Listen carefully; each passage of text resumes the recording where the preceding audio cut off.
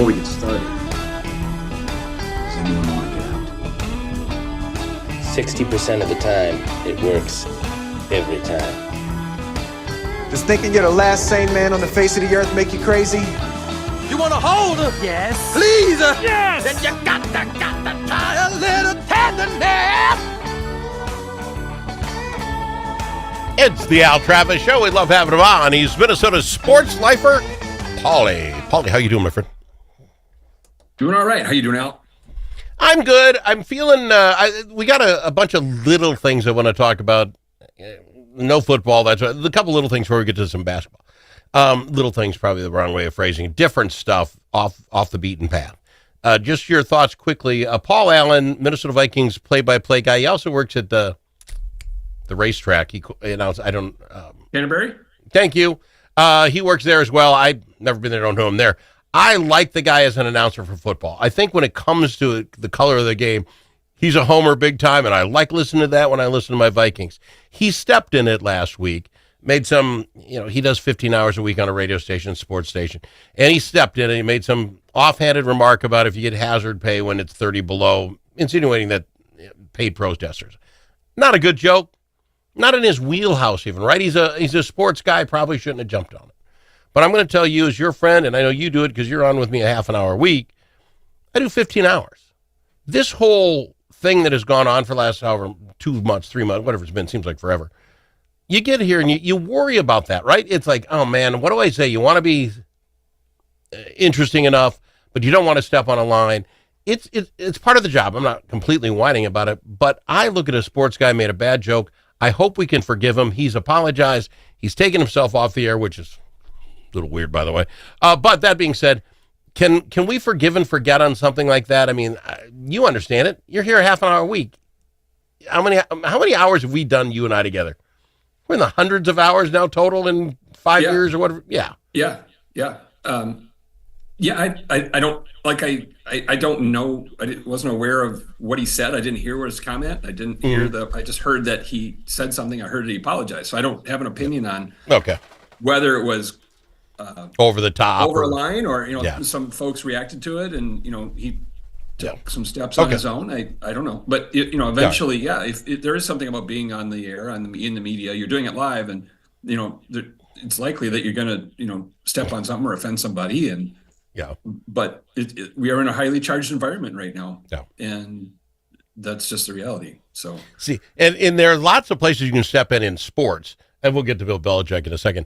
But if he had made an offhanded joke about Bill Belichick's, 22-year-old wife or girlfriend or whatever, I mean, plenty of places to fall down and trip on that scenario. But he went here. He probably should just stick with the sports stuff, because I don't think anyone would have made fun of him or had a hard time if he was ripping on Belichick for that. But Belichick comes up. See, I segued there, Paulie? Radio trick. Your thoughts. Bill Belichick does not make a first ballot Hall of Fame. No way, can't possibly have happened. 6 of his own rings for Super Bowls. I think he had 2 more as an assistant coach. 333 wins, second all time. 9 conference championships. Ooh, missed it by that much. What's it take to get in the Hall? You know me, Al. You know I'm very petty. I hold grudges. It's what I like about you, boast. It's part of the Minnesota persona thing. I have no problem with this. Is done by a vote by writers who are designated a vote for the Hall of Fame, right? Mm-hmm. So that's how they determine it. The league doesn't determine it. They set up a process, and there are people who vote on, are you in or not? So here's a guy who was responsible for, the cheating scandals, the stealing of the plays, the, Deflate Gate, all of that, and multiple times. He was disciplined for all of that. Yeah. But, you add on to that, the guy was the prickliest guy to interview from the media standpoint. He didn't share anything. And so now you've got the media members who are going to vote on it. And they said, yeah, you'll get in, but not first time. That's a level of, if I've got no other trigger to pull, no lever to pull, but that, I just won't vote for you this time. I'll vote for you next year. See, I have no problem with it. And the guy you can don't. just Oh, Paulie, it just seems so petty. Now, get in the hall. What's it do? It just hurts his feelings. I get that. But if you want the Hall of Fame to mean something, and personality-wise, 100%. I knew you're going to bring up Deflategate. Like, a little less air in the ball is like keeps you out of the Hall of Fame. I don't. Yeah. Fine. But here's the theory. It wasn't mine. Spinney brought it up, said it wasn't his. He read it somewhere. He believes if the 50 newspaper people, sportscasters, they're those 50.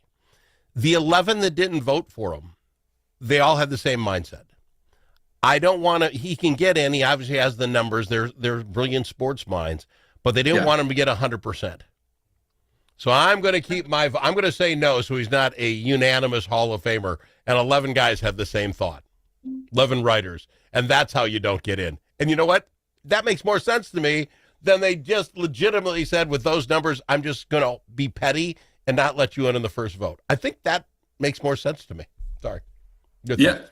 No, I think, you've got no other recourse. Once he's in, he's in. You probably never will talk to him again or about him again, perhaps. And this is the last, thing you can do after he shunned you for how many interviews and how many, different things he didn't share with you over time. This is a human process, right? So go back through it again. So you don't this year. He's not in. Guess who comes up next year? Yeah, Bill Belichick, and you're going to have to do it again, and you're going to have all these people. Do we know who gets the vote? The quality, the idea that you're a first ballot Hall of Famer, right? That you didn't have to wait. That there's a level of eliteness, right? With that, where you get in, first year of eligibility, right? Yeah. And that's the only thing they can hang on to kind of get back at him. And I don't have a problem with it because I think it's. I don't care if the guy can he coach, but you get to wait. You can wait. Okay. All right. I just like you started the whole thing off with, I'm petty, Al. And that's what that comes to. So, okay, we're good with that. Let's talk University of Minnesota, a Golden Gopher basketball team. Again, plunky, work hard, they're in it, but they just can't win it. You know what I'm saying? Another loss to Wisconsin. Your thoughts on your U of M men basketball? Yeah, I watched that game. That was tough. They had a great lead at halftime. They it sank all their threes. Durkin was on fire, and you'd hope that you can kind of not coast, but just you hang on, bleed that clock and just but I think part of it is just he's just got a short roster. He doesn't go deep into his bench, and so by the time you get to the fourth quarter, what's left in their legs, right? So.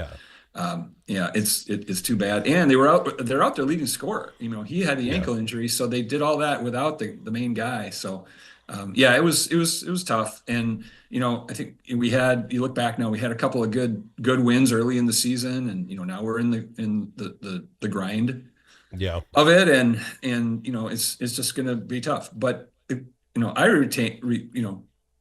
hang on to the fact he's still a great coach. I think we got the right guy. I'm not worried about that. And he brought in a bunch of transfers who he's making work as best he can. But we'll be all right. It's just going to take some time. All right. On the other side with the university, quick before we go to break, the women's volleyball, you don't hear a lot about them. Do you know how they're doing? How are the girls doing? Girls volleyball? Yeah. Yeah, the season's been over for a while, so there's not a lot. Did they make the tournament? I didn't even follow it. I'm sorry. You haven't been on for a while. They did. They didn't get first. They got first round, second round. All right, never mind. They ended up going to. I think they lost at Pitt. They went to Pittsburgh and lost there, but that was back in November. November? Boy, we haven't talked girls volleyball. Okay, that's how much I'm paying attention. Been a minute. We'll be back after this. We got to talk about. This would probably hit too close. So. Paul, you knew a lot of my prom dates. I believe I dated the Timberwolves, and we'll talk about that after this. At LGH Wealth Management, our mission is to create financial empowerment through independent, personalized, and authentic financial planning. That means meeting you where you are and helping you get where you want to go.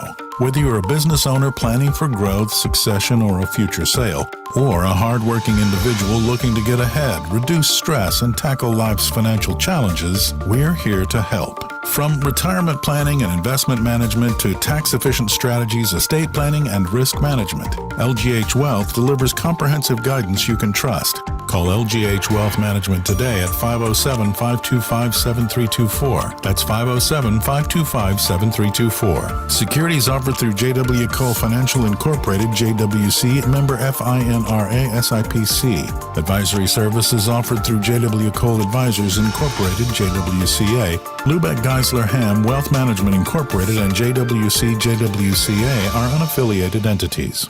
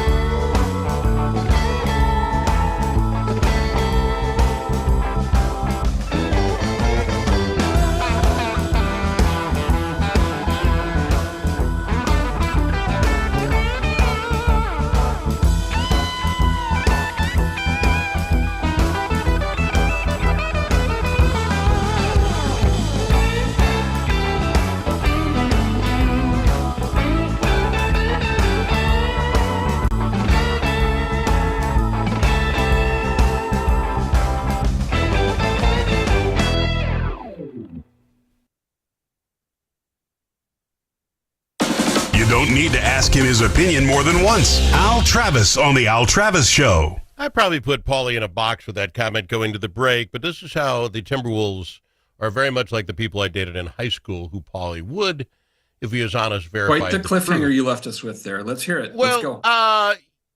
Much like the dates I had in high school, you didn't know who was going to show up at the door when you knocked. Was it the young lady you couldn't wait to go to prom with, or was the psycho queen that might just take your tires out when you're not looking at in science class? That's who I went through, and you know that's true. You just know that one of them might hear this and you'll never agree, which is fine, but you know it's true. I can tell by the look on your face. I think these Timberwolves are the same way. You see them lose in one of the worst games ever with the Golden State Warriors like 5 games ago. Then 5 games later they play Oklahoma City, and it's almost the perfect ball game. You just don't know who's showing up at the door, and it's driving me nuts. See how I made that all come together, Paul? And you know I'm right. You even know what I'm talking about in your head. You know. No, it's outstanding. I'm just wondering, was that a 2-hour prep thing for you? And how long did it take you to come up with that? It's really good. It's just, maybe you're hitting Copilot chat. I don't know. You're absolutely right. Sorry, I'm hurting you at this point. You shouldn't cry so much. All right. Yeah. It doesn't matter how long it took me to write that piece. You're absolutely right. You just never know who's going to go. So there's some good news in the last week. Yeah, a tough Golden State, but the good news is they bounced back and won, and 2 days later and handled Oklahoma City. Now, here's the thing: Oklahoma City started out like 29-2. I mean, they were like a juggernaut heading for the Chicago Bulls record, and then they're pretty average the last several weeks. And it's like I think they're 6-4 in the last 10. Yeah. Yeah. So if that's the case, then hey, you got a chance. There's a fighting chance if you don't have this juggernaut. I'm more worried right now about the Denvers who figured some things out and and stuff like and the talent that is in San Antonio with Wemby. So I think it's a good sign that we've beaten Oklahoma City twice this year, and we're getting in their head a little bit because we're going to face them again. We'll see them in the playoffs probably. So what gets me. What is it, though, about a team like that? And came out and said, the team picks up their vibe for me on defense. If I'm on it, they're on it. And it's like, if you know that, then try hard every game. I don't know if they're figuring it out or they're just saying the right things. Because the game yesterday, and I've been preaching this, and no one asked me, they should. When you look at yesterday's game, all 5 starters, Naz Reid, and I'm going to throw Bones Highland, who had 9, 7 people in double digits. And 9 is double. You get my point. You spread that ball out. Ant doesn't need to make 55 points. He made 26, and it's a win. Yeah. When he scores 50 or 48 or whatever, we often lose those games because we don't have the scoring from other spots. So that's the lesson is you get it from all over. You can't guard everybody, and it's going to be really interesting too. That there is talk of major trade, and Giannis out in Milwaukee has been talked about. I'm not sure what it would take to get him, but just about everything we own is what I read. I read this morning. And I don't even think we have draft picks to give, so it'd have to involve. We don't. I looked into that, read that too. I didn't understand why do we not have draft picks? Drafts every year. You can't give up your number 1 draft pick 2 years in a row, and we did that to get Dillingham in here. Who talk about your bust? Talk about a bust of all busts. This kid, that Engels guy. The 100-year-old guy who throws the ball in has more playing minutes than Rob Dillingham. Yep. Okay. So that being said, I think we still need to make a trade. I know when this team plays well, we can beat OKC. But I need a field general to come in here, somebody who can control the ball and get us in that kind of mentality every game. So when you get a really crappy team, you run them in the ground and win by 40. That's what I want on my team. Mm-hmm. So we make a trade. Dillingham, maybe Terrence Shannon, Jalen Clark, good guys. Maybe you got to put a Nas. I love Nas. I don't want to say that. He's your only bench player who's doing anything. You can't do that. So. All right. Then, of course, you got to give up. Because a guy like Giannis, if we get him, he does have an injury history too. So you could mortgage all of that. And the guy, he's on the bench, then you're really stuck. So they may sit still and figure out that they think they got what they need right here. But it's intriguing to think about, and how else do we, get over this hump. So and let's just throw this out here. Not that you would sell the team off to get him. Giannis can change any team. If you don't get him, he goes to Golden State. He goes to somebody else in your, now you're playing up against the guy in your conference. You know what I'm saying? I'm not sure. That's enticing either. Yeah, no, that's fair. That's fair. And sometimes the trade is a defensive move, right? Because you're worried about that and not having to face a guy. So, the deadline's coming up, so we'll find out what, if anything, they're going to do. But it is. You never know what you're going to see with that team. And in a playoff series, you don't have the ability to afford losses like that. A short series and to keep going with my analogy, when it comes to dating like that. It's kind of exciting. When it comes to having to buy tickets to a venue and sit there and watch and you get the psycho shows up, not so much fun. See what I did there? No, that's true. That's true. Hang on to your money. No names, Paul. One last thing, because you probably know, how long till we get pitchers and catchers showing up? That's got to be weeks away, right? Yeah, it's coming up in February. Should be pretty soon. So the Twins got rid of Eduardo Julian. We had him for a couple years. Was going to be the savior. We got rid of him. But we did pick up Jace Kamensky, minor league pitcher who missed all of last season with Tommy John surgery and was considered the 20th prospect of the Rockets organization. Woo! Talk about your bargain basement deal. Yeah. It's hard to get excited about anything with the Twins. It's all just sort of moving shell pieces around. So it's hard to know. 1 minute. You got 1 minute. What will get you excited? You're the ultimate Twins fan. Twins, if you're listening, this guy has been with you forever. What's going to take to get you excited other than you got a sunny day in the Target Center. I get it. Whatever. Come on, Target Field. What do you need? Two things that will never happen. One, slash the prices to make sure you can still have a full stadium, and two, sell the team. Neither of those things are going to happen. Wow. That's what makes sense. That is about as down of the Twins as a Paulie's ever been in my life. Holy smokes. Yeah, no, every year I think about going to Twins Fest, you never know. It'd be kind of fun, go check something out. You see baseball, in the middle of winter. I had zero interest in that this year. And, their numbers were really down, which is too bad. And, or to go to spring training, I don't have plans to do that this year. It'd be nice to think about that. And, it's still fun, even if it's just to be outside in the sun in Florida. Yeah. But which is the team's just giving you no reason to get fired up about it. See, that is what, this is Minnesotans take this from Paulie. This team is in such a bad spot. Even the draw of going to Florida for the weather, and then you'd have to watch some Twins is enough to keep them from going to Florida. Should be mad at the Twins. They're losing vacationers. Could be. Yeah, it could be. It's impacting Lee County tourism. So, oi. I love it, Paul. Appreciate you being on the program, my friend. We'll do it again next week. He's Paul, Minnesota Sports Lifer.